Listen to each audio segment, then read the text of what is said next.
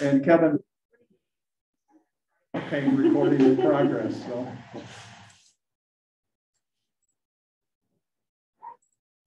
Now we're official. Sorry about that, Terry. Okay. And if anyone has a hard, can everyone hear him okay? Because I do have a microphone. So you're good? Okay. So I'll give you a little background of how I got into the entire part of the wind portion of the program. So a few things that to get started with. The first farm that my wife and I purchased, along with a family member, goes back to 1998 in that case.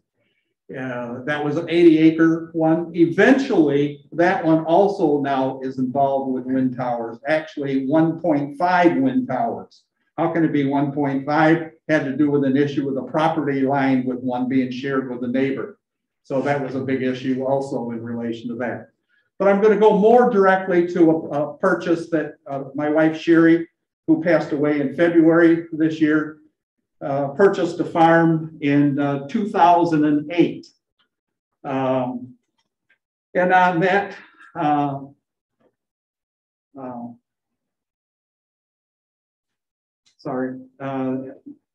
one the 1998. The one we purchased that's involved with the wind towers, however, was in 2002. Lots of things happened after 2002 that ended up lots of issues in relation to what direction this is going. We started to be approached by Enbridge at that time. And it's a pipeline system that's bringing some of the oil all the way up from Alberta, Canada, all the way down through the United States, down through Wisconsin, and eventually down through parts of DeKalb County. They needed an easement to go through, and it happened to be involved our 80 acres that we had only purchased a short number of years before that. There were issues with that, and it got to the point of almost using eminent domain issue. So that pipeline was eventually built in this case. So that was over a period of 2006, 2007, and finally signed in 2008. So all of this time, they're starting to build this pipeline. It happened to be an extraordinarily wet year too. Terrible messes and damage to the properties, interfering with tile systems and so on. When in fact, the tile system on the farm I'm talking about never got corrected until 1 year ago. And Enbridge finally had to come through due to lots of issues with them. I was an instructor at Kishwaukee College for 45 years. My main role was teaching human anatomy and physiology, but I taught many other courses, including environmental biology for several years. We started to realize doing more recycling. We knew that oil down the road, we need to find other types of sources in this case. So then this possibility of here, the same farm, we got approached by Florida Power and Light, also known as by one other name also, in relation to wanting to put wind towers on that same piece. Holy mackerel, here's 80 acres. It's got oil already running across there, a pipeline within a mile away to give it another boost in this case. So anyway, I thought that was the environmental thing that we talked about all along, to go with something that was more sustainable. And so anyway, in the end, there were lots of stages in the construction of that. So Florida Power and Light, next, also known as Next Era Energy, they're out of Florida. There's 2 wind towers on there, or wind turbines on there. Actually, there's, because they wanted to get one on the neighbor's property, so they had to cross the oil pipeline of all things to put one on the neighbor's part there. So they had to firm up the road for that purpose. As a result of that, I should share that out of that 80 acres, 76.4 acres are now cropland. So it only took up that difference in this case. So that's one of the advantages. I'm going to show you some of the stages of the actual construction here and talk about some of them maybe a little bit more than others. So all of this was in 2009, all of the photos. I took all of the photos.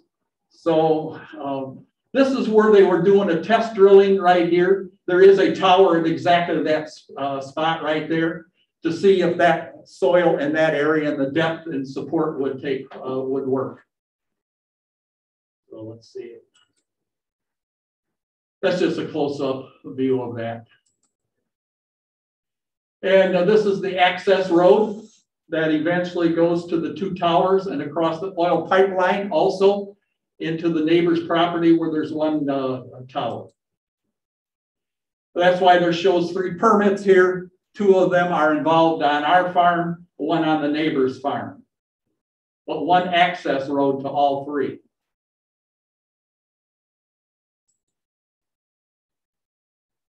This is going to be the site of one of the actual towers. So these are some of the stages in the construction. You can see how much land had to be cleared for that particular spot. I happened to be out there that particular day with a different car than I have now, and where that site is going to occupy a tower, which it now does.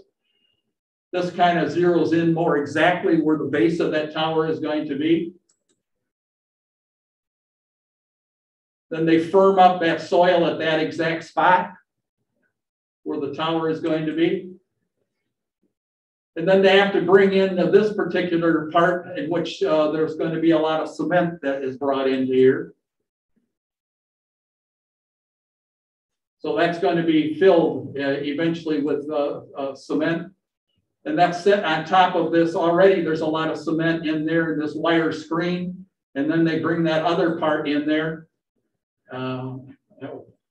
Somehow I got caught inside the cage, I guess, before they actually set it on the actual site.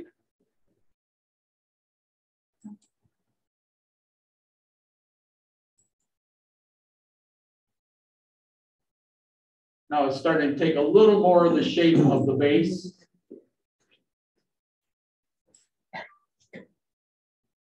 There they're coming in with a load of concrete.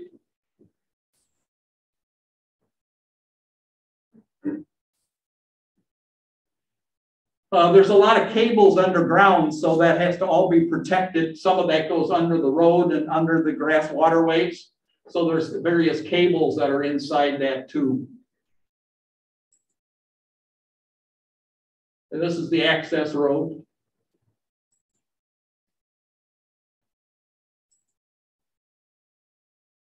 Now that all that cement is in there for this is going to be, that's the solid, pretty much the base right there.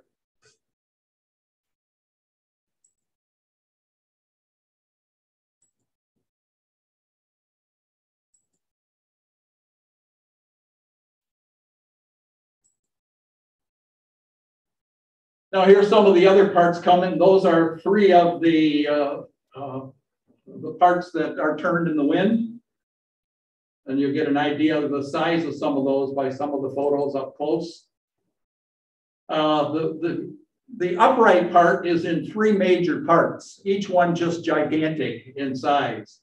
So that just compares it to actually a small car there. And you can see it was wet at that time. That's going to go in that spot right there where I'm showing.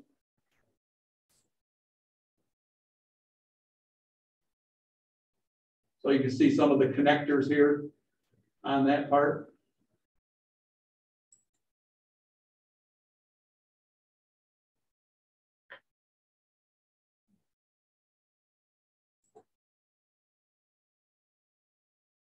You can see what big cranes they have to lift those pieces up.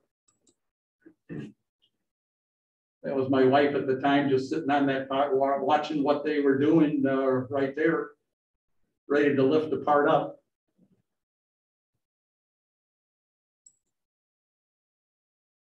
And that's the the wind turbine that is being lifted up. Eventually, that goes way up to the top, big as a school bus. And this is just one of the parts that would turn in the wind, of which there's 3 attached to each one. So you see how this is the first part of the tower that's hooked to the base.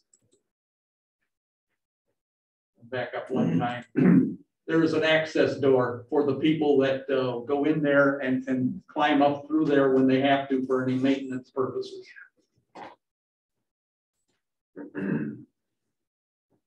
That shows you how the diameter is, and then there's a lot of bolts, and I'm just holding one of the bolts in my hand for size. There you can see the 3 parts that are going to go on that are going to be turning in the wind, attached to, each one of those is going to be attached to this. So one of them is going to be here, there's going to be one attached on there, and then it's going to be attached to the wind turbine. And look at the size of that wind turbine that's up on the top of each one of these towers.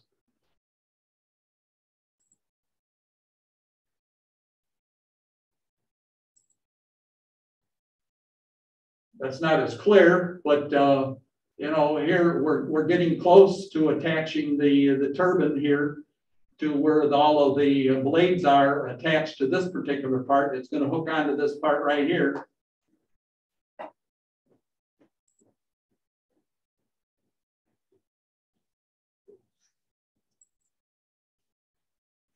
So all 3 parts are on here now, and this is bringing up then to hook on up here.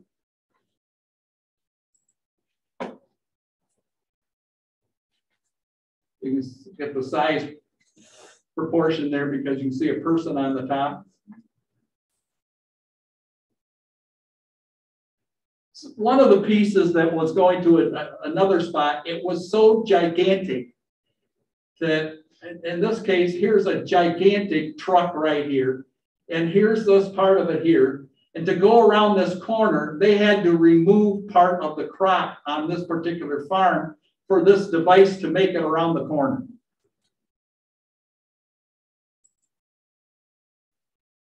And this is a spot that they had to remove farm crop right here to make that to come around this particular corner.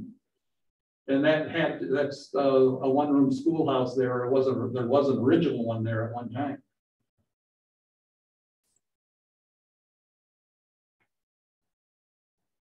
There you can see the men on the top where this is going to hook on. There was a different stage of a different one. You can see there's 3 people right here getting ready for this part to be hooked on right here.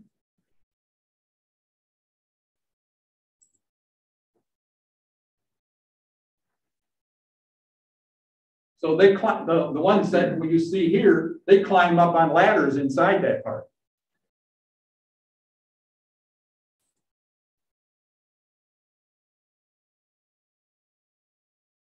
There's 2 of them that are involved on our piece, this one and this one right here.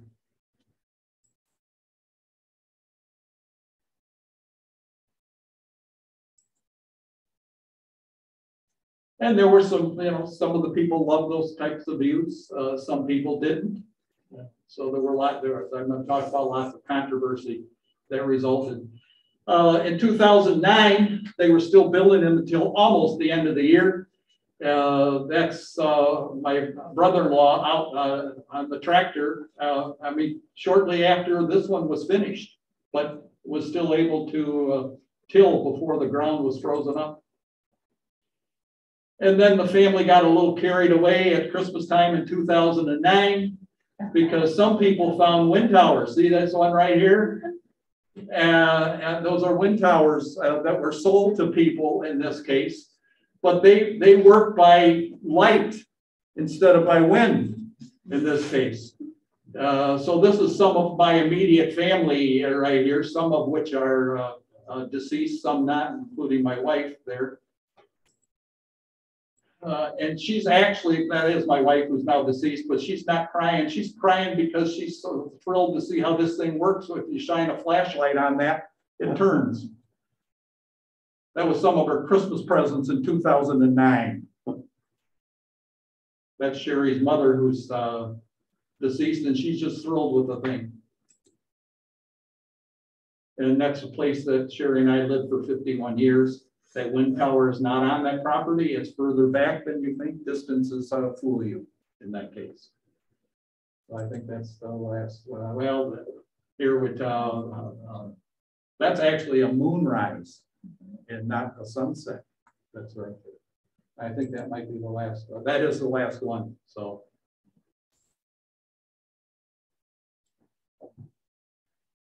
The parts I want to still share with you were some of the concerns that were addressed by neighbors and the public. There were public hearings, many of them. There were so many people that were arriving for that and couldn't get their weren't provided with enough time to speak. So that went on by several attempts at that. They finally had to give up to some extent and decide to have one. There was going to be no end to the thing. It was going to start early enough.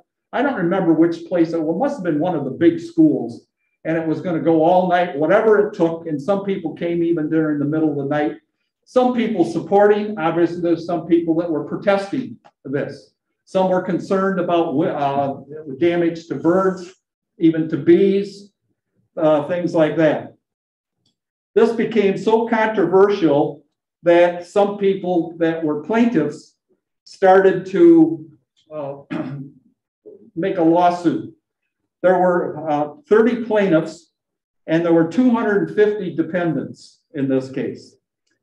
And that lawsuit went on up until 2011 before it was finally settled, and all parties after that time. So as a result of that, this is a copy of the lawsuit in this case. These were personal letters that Sherry and I received from our neighbors in this case. They are signed, they were dated in this case. And to give you an idea of how this person signed off, this one was handwritten, the other one was typed out. And this person signed to us, your ex-friend, and then signed their name.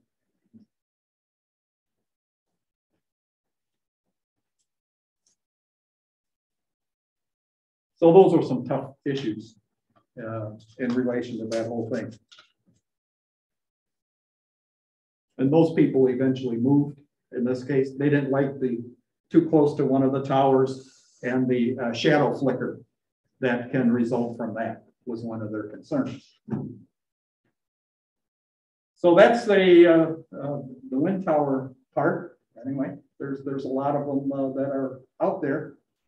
So anyway, I guess should we answer question on this or do the solar part and then? I'm going to ask my question now. Anything unless the wind or the tower? Where, the base is really big. Yes, it is. They've covered it with dirt, obviously. Eventually up to it, yes. Can you grow crops where it's covered? Like, are you growing crops over the cement base? No, up pretty close though. Okay. You're awfully close though. How deep underground is that? Like, how much dirt is on top of that base? Oh, it's a huge hole in the ground to start with there, where the boring was, and then lots of stages in that construction. You saw several of the stages of that, So there's a very secure, gigantic base that's in there. And we know we get lots of wind. So, yeah. Hey, Terry, thanks for sharing your story. I'll talk loud through the mask. Okay. And if this is too much detail, just tell me. But I'm not really sure how these things work. So the company pays rent? Yes, they do. And then there's a rental agreement for a certain period of time? And then what happens then? What if the agreement were not followed? Then are they obligated to disassemble and remove it? Yes, that's also, attorneys were involved with this whole thing. So the decommission or the removal of them, if that eventually does happen.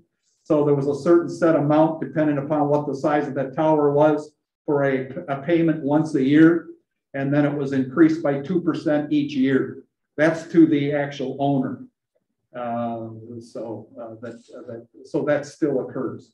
And that's been going on since what, 2011 or something. So there's been a lot of years in relation to that. So Is that a pretty long-term lease agreement, or did they tend to? probably 25 years, and then they have the option of renewing or deciding at that time. So we'll see at that time. I can't, the number of times that we have been approached by different companies that want to buy out that option of ours. We can pay you about 90% of what it would be over the next certain number of years. You can have that money now. In that case, they have been into the wastebasket as far as I would, from my standpoint, in that case.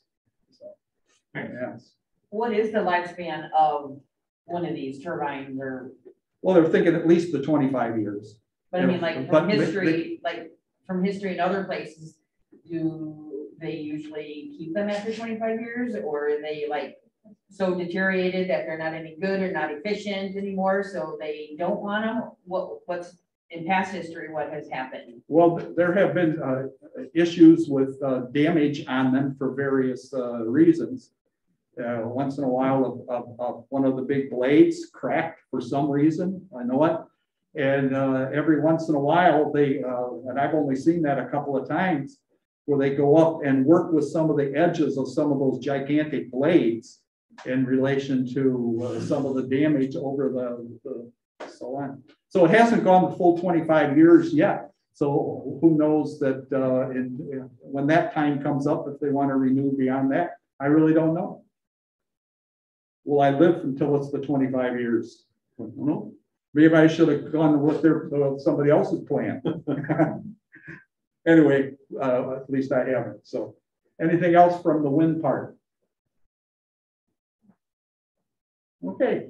Well, we have Kevin here that's expert on the solar part. So, and then one thing about the wind towers, the expensive part of it is installing the foundation and the towers. So what you see a lot of companies doing, and what we're doing, we do own a few wind farms in Illinois, not this one, is they'll what's called repower the system. And basically they'll take off the top and put on a system that's compatible, so it can hook up to the top, but it's more efficient. Because over 25 years, they're obviously coming out with more advanced technology. And the structure is already there, the connection to the utility is already there, so they can go in and add a new tower on top, or a new, what's called a nacelle, the piece on top, to produce more energy, or more efficient energy. That's about the extent of what I know about wind. You need some copy that you got it? I just can't see if it's, Yeah. I think it's right off the screen. So Yeah. you might have to turn this one on to click it on. Yep. And then while we're working on that, so I'm my name's Kevin Adelman. I'm a solar developer. I work with the company Leeward Renewable Energy. We're one of the developers in the community recently, and I was just asked to come talk a little bit about solar and what's going on, and answer any questions. No worries. Hitting the wrong buttons here.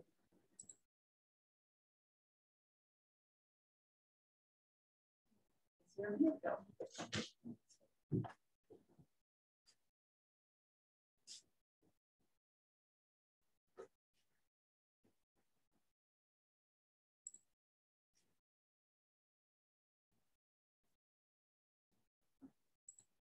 There you go.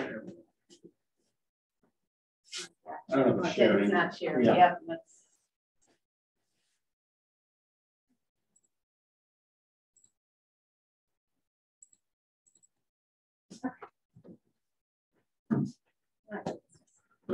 All right, let's get that. So, yeah, like I mentioned, Leeward, we're a renewable energy company. We own and operate projects. So similar to Florida Power and Light or NextEra, we own these, we develop them, We can oversee the construction, and then we operate them and own them for the long term. And then we have 21 projects across the US, including 4 wind farms in Illinois. And then we have an extensive amount of solar projects under development, including 2 that are currently going through the permitting process in DeKalb County that I'm sure folks have heard about. And then there's another solar developer that's proposing a 3rd project in the county as well. And in addition, and I'll talk about it at the end, in addition, there's a handful of community scale solar projects throughout the county that are in various stages of operation, construction, and development.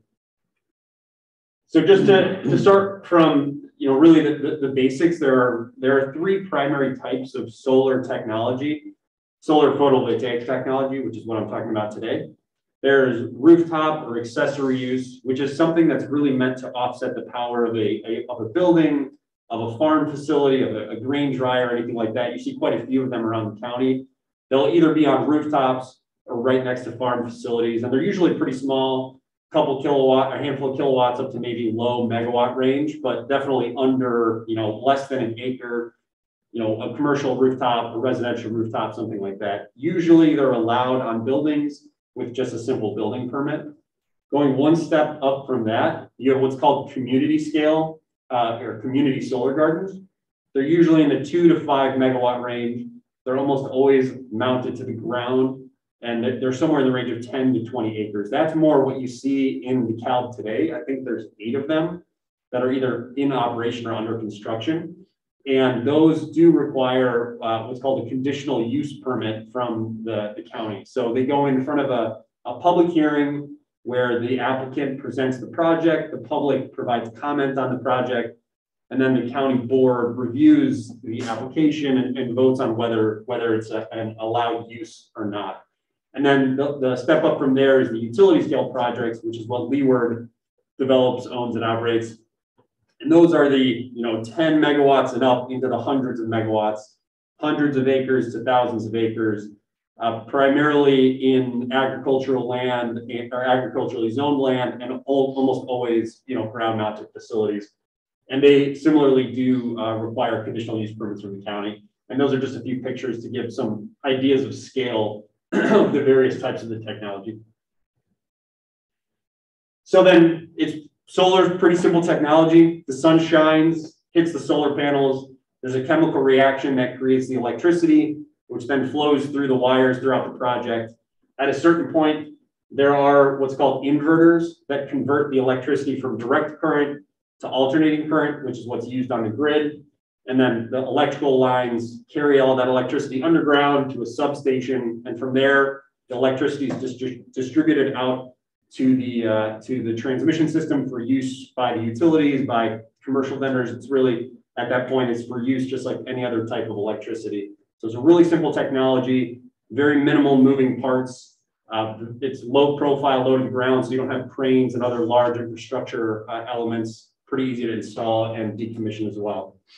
And just touching on a little more detail, the predominant components of these types of facilities are the modules, about 7 feet tall, 3.5 feet wide per module, and they're predominantly glass. And then encased in the glass are silicon modules, and that's what really produces the energy. So the sun shines, hits these silicon modules, and like I mentioned, a chemical reaction happens that moves electrons across those modules into cables throughout the project area. From there, the other predominant component is the racking infrastructure that the panels sit on top of, and that is predominantly steel I-beams that are just driven into the ground. They don't have concrete footings. They're generally not drilled into the ground. They're literally just hammered or pushed into the ground about 7 to 10 feet. And that's what's holding these facilities down. So when I was talking about how it's easy to decommission, at the end of the day, all the facility comes out, you take the panels off and take the I-beams out of the ground, and that's it. And the cabling out as well, because there's underground cabling similar to the wind farms. But as far as other underground infrastructure, that's really it. So it's a simple decommissioning for these types of projects. And then lastly, you have the solar inverters that I mentioned before. And here you can see a picture of one. And again, because the solar panels produce direct current energy, something has to change that from direct current to alternating current to be used by the electrical grid. And that's just what those are. And you have Each inverter can service about a few thousand panels. So depending on the size of the project, you could have 10 of those, 20 of those, 100 of those. It really just depends on the scale of the project.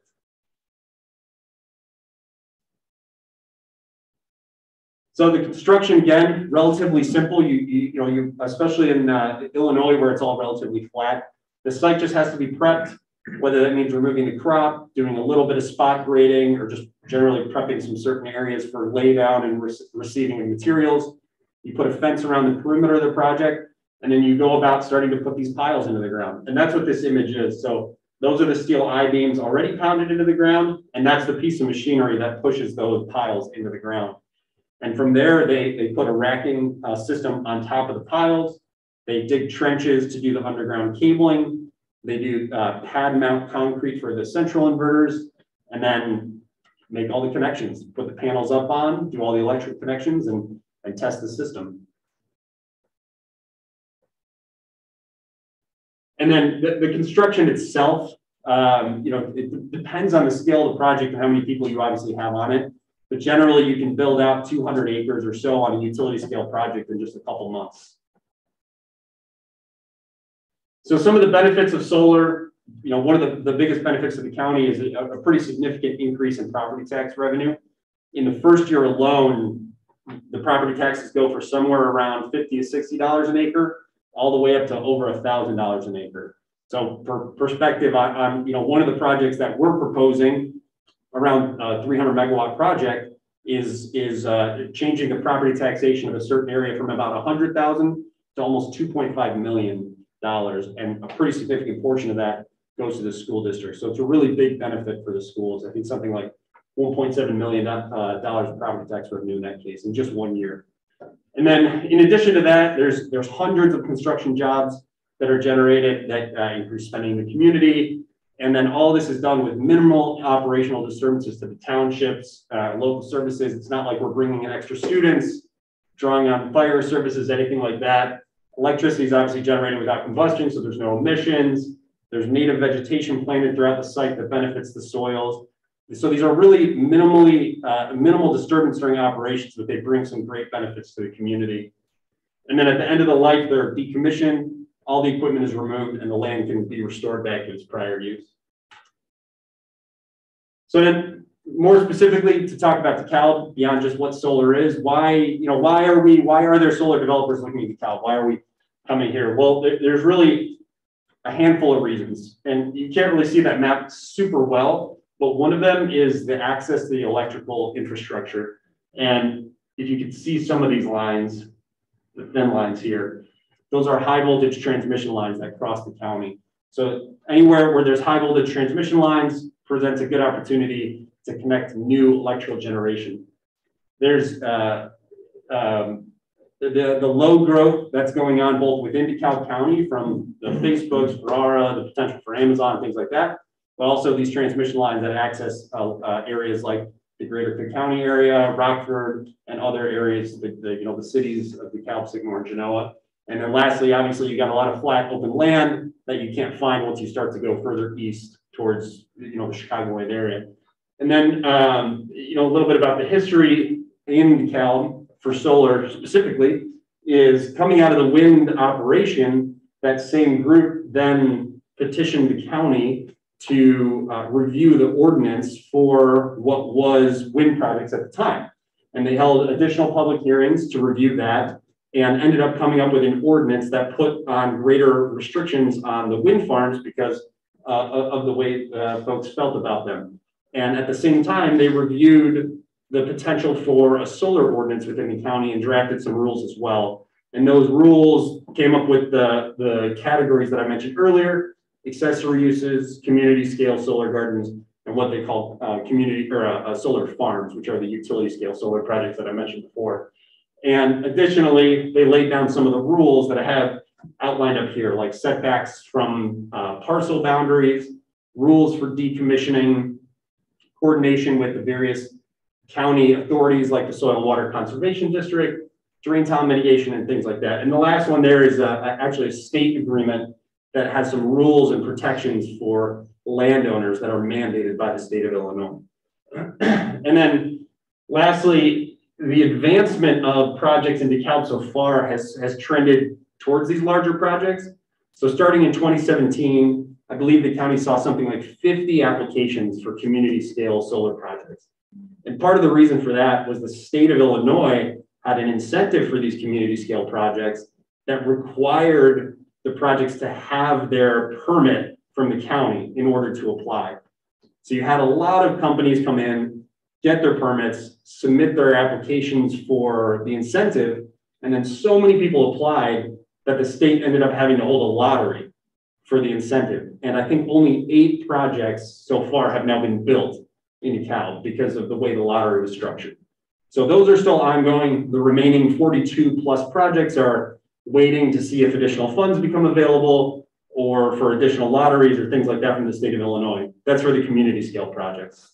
And then more recently, over the past few years, several utility scale developers, Leeward, Samsung, I think NextEra was even looking around for a little bit, have started to look in different areas because of Facebook, because of the access to some of these transmission lines, and started to develop these projects.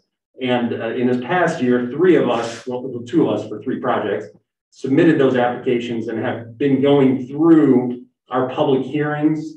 And now we'll be heading on to Planning and Zoning Committee and the county board for a final vote on those special use permits. That's really it for me, because with solar being relatively new in DeKalb, we're sort of writing the history as opposed to having some of the good pictures of construction within the county to date. Are they tornado ready? So they're rated up to the wind speeds that are required by the county, which are generally certain grades of tornadoes. If anything gets hit with an EF5, it's going to get, knocked down. But they are resistant to high-speed winds. So they're designed within the requirements, which I think are in the 140, 150 mile per hour range.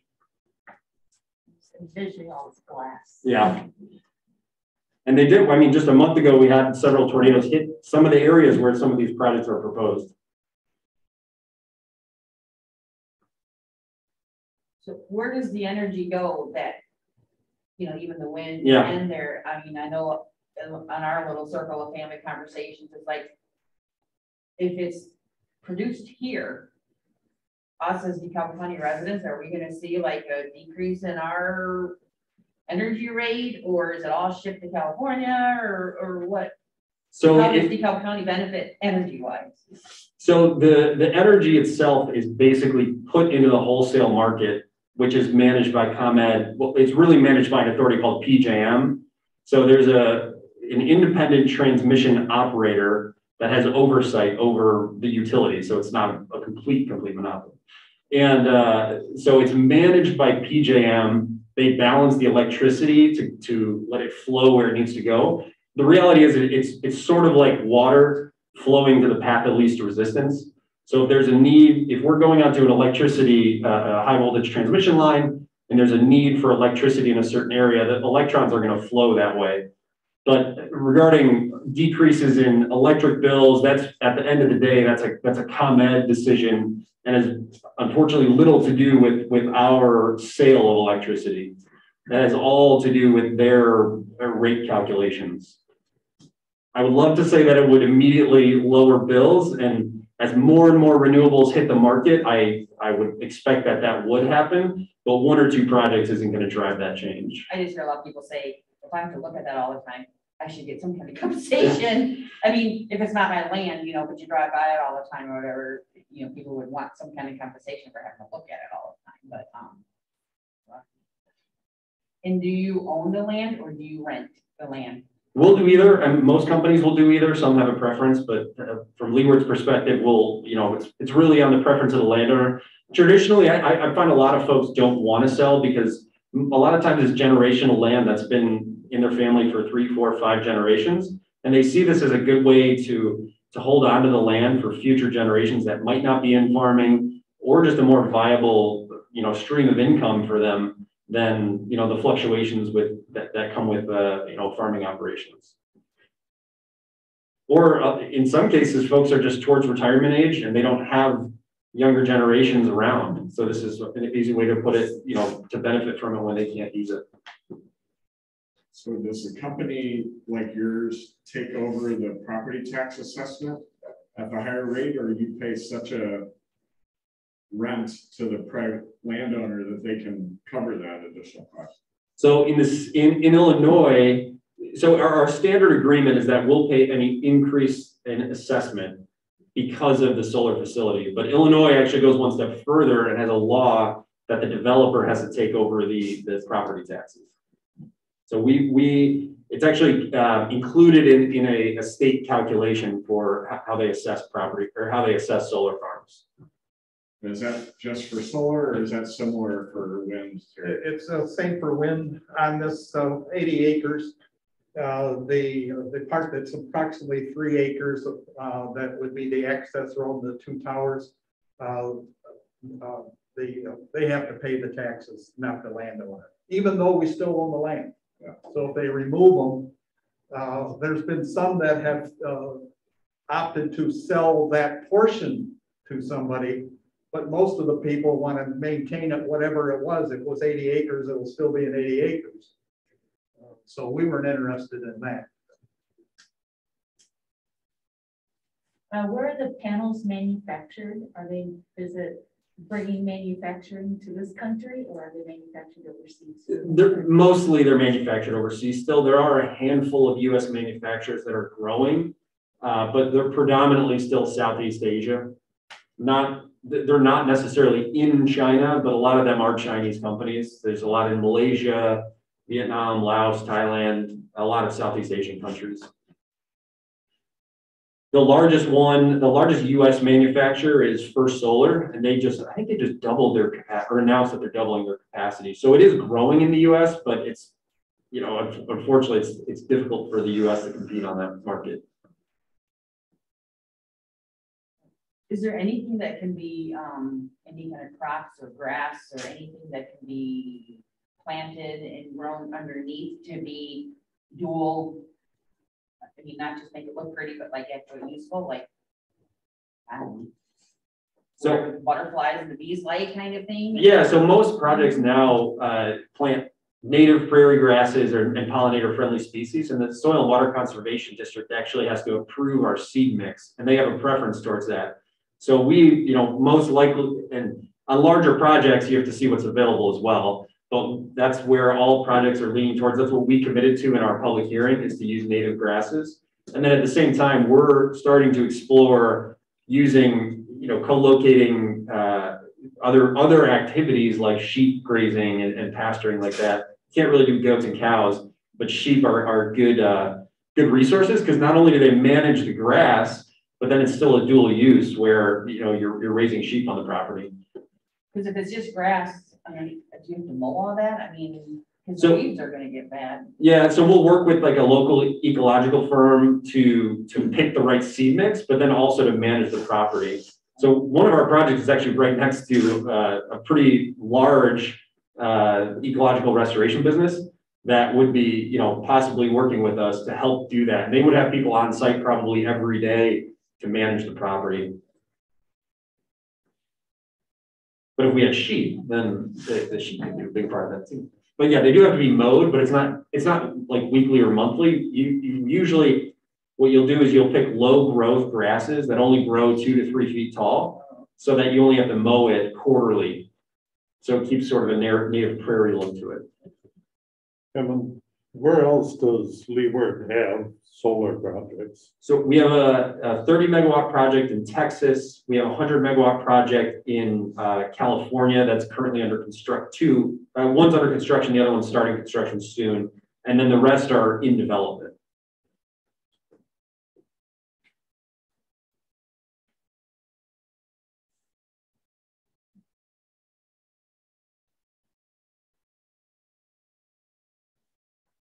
I'd make one comment in relation to solar. I mean, this has been of interest for some time, and companies that are interested in that.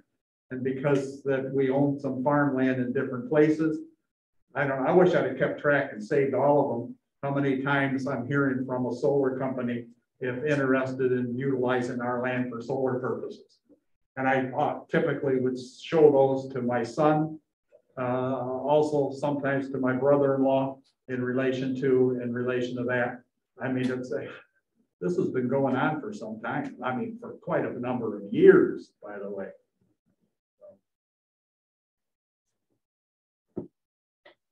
And right now, DeKalb's also considering, reviewing a cap on the number of projects that can come into the county, just so that they can see how things go and judge from there. So I think that's being reviewed at the October 27th county board meeting as well, or planning and zoning committee meeting as well. But one of the reasons I've had this map up here is to show, because a lot of people are concerned that the entire county is going to get flooded with solar projects and it's going to take over all the available land. But the reality is there are only certain areas where there's the high voltage electrical infrastructure for solar projects. So that's what these blue lines are and what these green and yellow lines are. And wind projects traditionally can be pretty far from that infrastructure. They build long lead lines, or what's called lead lines, connecting the project to the transmission line. But solar projects usually are only a mile or so at most away from the electrical lines. So there's already large areas within the county where there is no high voltage electrical infrastructure for those projects. So there's already big areas that are just naturally protected because they don't have the infrastructure preserved. Some of those ComEd towers had to be changed to much larger towers, by the way. And not only did they change into larger towers, they couldn't use the same site that the other towers were in this case. So they moved a short distance. What did they do with the other towers that where they were? They decided to pound them down deeper into the ground, by the way. If we live in this climate, we know what it's like when the frost goes out and things lift, okay? That still is of real concern to some of the farmers that are directly involved with that. There's two pieces of property we have that we're involved with that. ComEd is not willing to settle with the actual farmer, not the landowner, to the farmer for the damage that was done on those farms. And that does involve a member of our family. And that hasn't been resolved yet, as of the last time I talked to the family, which is probably the last month. With the solar, is there any residual, like obviously with the wind, they have that flicker or the noise or whatever. Is there anything like that with the solar, like close to where, I don't know what you call that, mechanical part of it, whatever, like is there noise coming from that? So like that thing there, yeah. Yeah, so the only part that makes noise, not the only part, but the predominant part that makes noise is these inverters. And when we design our projects, we locate them more internal to the project so that you can't hear them outside of the project boundary. And one of the parts of our special use permit application is a noise analysis on each inverter to show on a map that you won't hear it outside the project boundary. Here's, what do the birds think of these? They must blind them. No, so that's the other thing is they're not as reflective as people think they are. They're coated with anti-reflective coating, but at the same time, if they're reflecting light, they're not producing as much energy. So they're designed not to be reflective. I mean, they are glass and metal, so there is some, but glare analysis is also something that we have to submit with the special use application so that we can show that we're not projecting any glare onto houses or the roadways. And if we are, yeah, if we are, well, the FAA, if you're within a certain distance of an airport, you have to have a FAA analysis, but they do put these projects by airports. Indianapolis has one, Vegas Air Force Base has one, Denver, Rockford has one right by the airport. So they are safe. They require a little more review if they're close to an airport. Actually, I think I just heard on the radio today. I think it was the city is thinking about putting, I think it was solar. In DeKalb? Yeah, I think in the airport. They should have called us. To make more money because yeah. They use it, they would make more money for using it as crop. Yeah. I thought it was solar. That was in the news like today or yesterday. Yeah, That you're talking about, yes. yeah, because you At said the they could make airport. $90,000 a year as opposed to 10,000 if they rent it out to a farmer.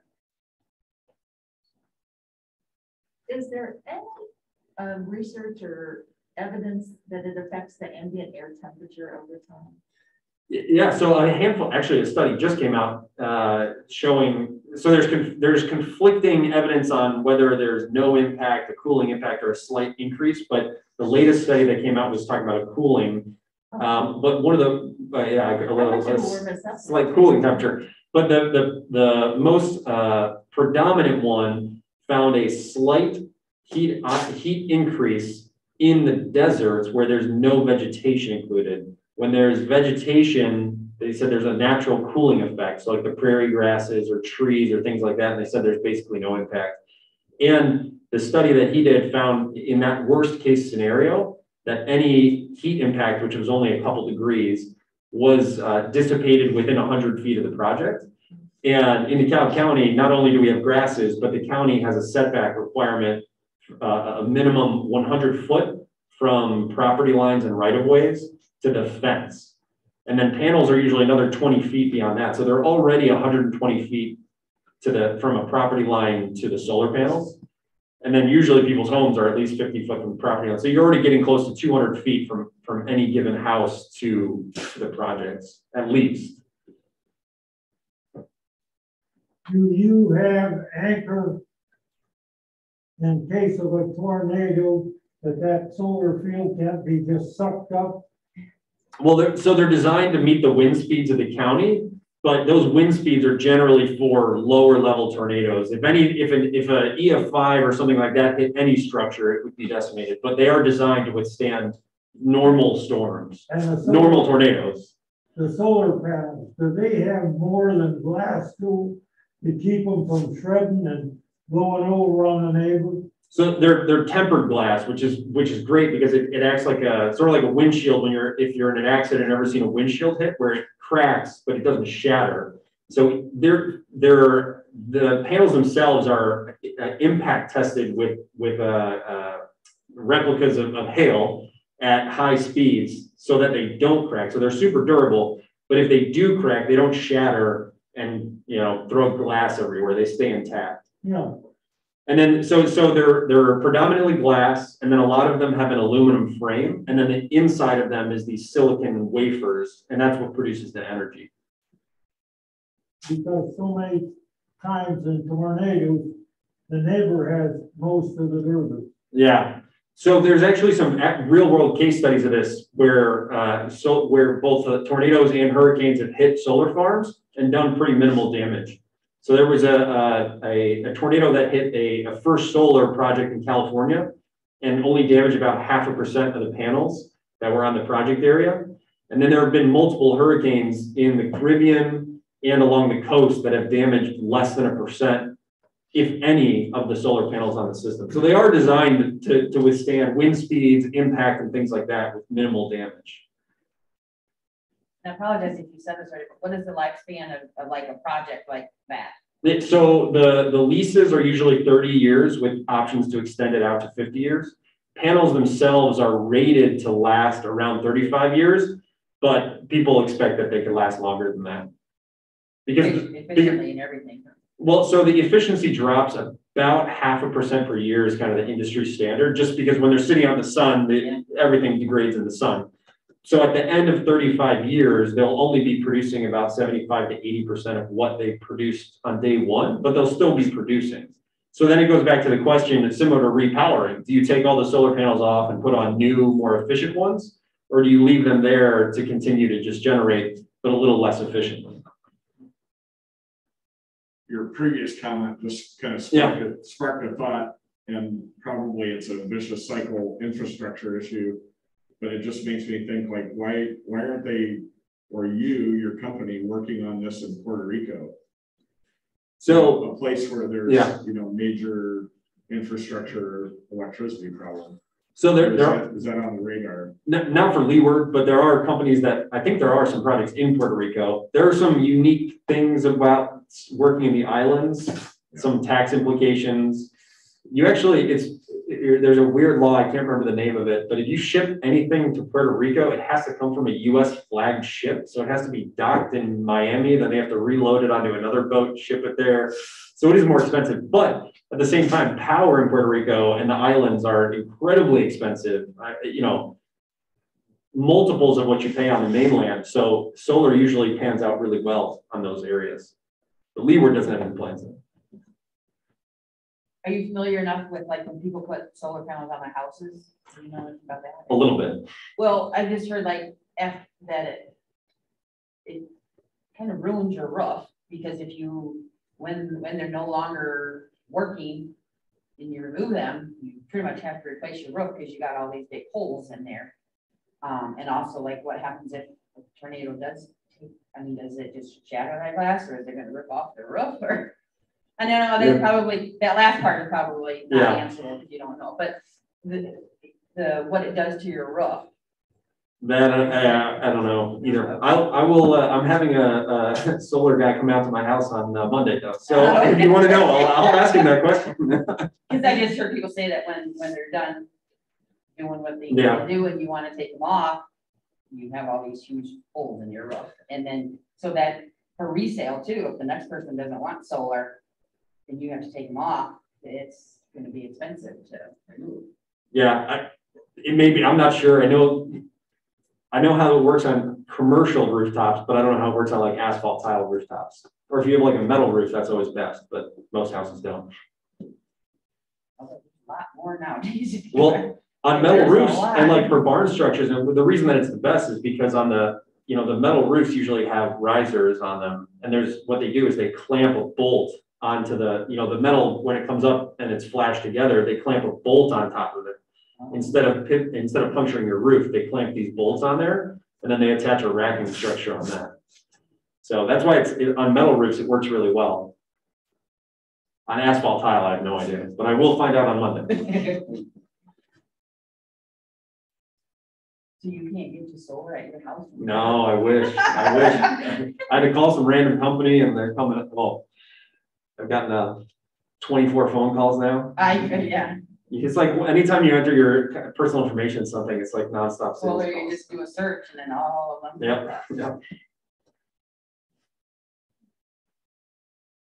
So maybe I missed this because I was running around a little bit when you started, but are surrounding counties also, you know, on your radar, or because of the infrastructure here in DeKalb County, is that making it more appealing? How does that relate to our neighbors? Yeah, so there's Leeward specifically isn't looking, like, I'm the developer for Illinois, so I guess I should say me. I'm not specifically looking at the neighboring counties, but when I started looking, I was, and this was just attractive for a handful of reasons. So the Facebook data center obviously attracted us to that location. So our two locations, if you guys haven't read about them in the news, are just south of the Facebook data center, and then another project that's northeast of Clare.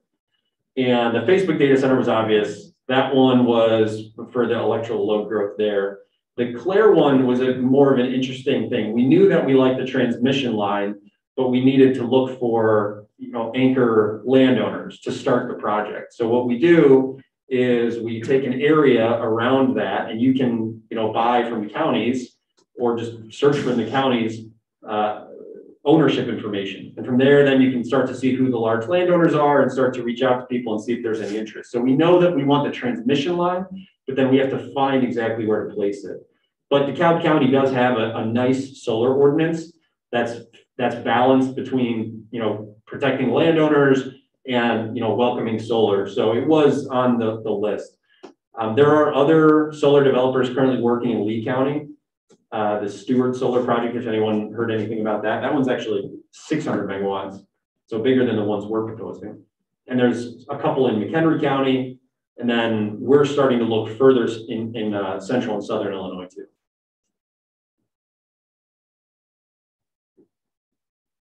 And then there's the other solar developer, Samsung, is developing a project north of Shannon. I think it's north of Shannon. There's something on, I think it's 47 around Lily Lake area. Is it maybe Ram Road? Is that something that, obviously it's not Leeward, but is that something you're familiar with? Is that kind of what you're by the school? I think it's behind there. Yeah, so that's a community scale project, so Oh. it's probably 10, 15 acres, 2 to 3 megawatts or something of that size. And that's one of the, 50 or so that applied to the county and the 8 or so that got built. And you say community, does that mean that's They just the call them. energy? It's not benefiting the community, it's just that size. So the difference in community scale is that they connect to distribution lines. So when large scale projects connect to the high voltage lines, like the big towers, community scale projects can a lot of times connect to just the distribution lines that you see all over the place. And then the other thing is that they are usually legally required to have a broad number of people purchasing the electricity. So they can't just sell to one buyer, they have to sell to multiples. And a lot of times it'll be homeowners. Like you can go online and look up community solar projects and you can subscribe to that community solar project. The thing is, you're not truly getting the electricity, you're getting credit for it, but then you get a credit on your bill from ComEd. It's an interesting structure, but it's a way to get this electricity more local. Because sometimes you can fit these smaller solar projects in little pockets versus building big ones.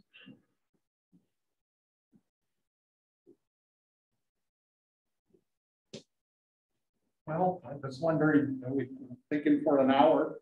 So, Yeah, no, I think we're good. And I don't see any questions from anyone that's listening at home. okay. So, and I did invite them to put in any questions in the chat box. So I think we're good. Thank you. Thank you.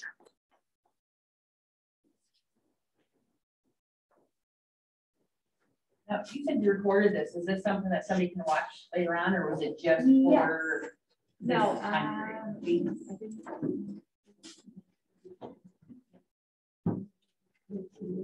What?